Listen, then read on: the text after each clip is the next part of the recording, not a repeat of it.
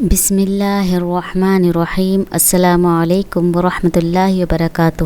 رمضان المبارک میں بعض طبی اور روزمرہ کے معاملات سے متعلق سوالات بار بار پوچھے جاتے ہیں۔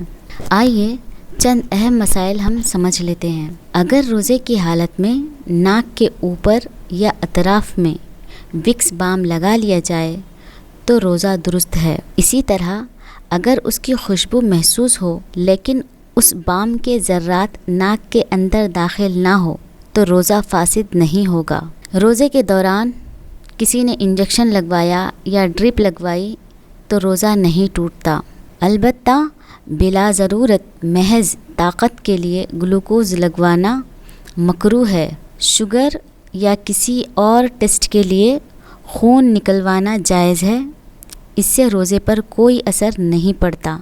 اگر سخت تکلیف ہو یا مجبوری ہو تو روزے میں دانت یا داڑھ نکالنے کی اجازت ہے، لیکن اگر اس دوران خون یا دوا حلق تک پہنچ گئی اور اس کا اثر محسوس ہوا تو روزہ ٹوٹ جائے گا۔ پھر ایسی صورت میں صرف قضا لازم ہوگی، کفارہ نہیں۔ اسی طرح روزے کی حالت میں ماں اپنے بچے کو دودھ پلا سکتی ہے، اس سے روزہ متاثر نہیں ہوتا۔ اگر کان میں پانی چلا جائے تو روزہ نہیں ٹوٹتا۔ اگر خون دانتوں یا زبان سے نکل کر حلق تک پہنچ جائے لیکن اندر داخل نہ ہو تو روزہ فاسد نہیں ہوگا۔ کل ایک سوال آیا تھا کہ حقہ یا سگریٹ پینے سے روزے پر کیا اثر پڑے گا؟ تو حقہ اور سگریٹ یہ دونوں ہی روزے کو توڑنے والی ہیں۔ اگر کوئی بیڑی، سگریٹ، حقہ، پان اور تمباکو استعمال کرتا ہے روزے کی حالت میں تو روزہ فاسد ہو جائے گا اور قضا کے ساتھ کفارہ بھی واجب ہوگا۔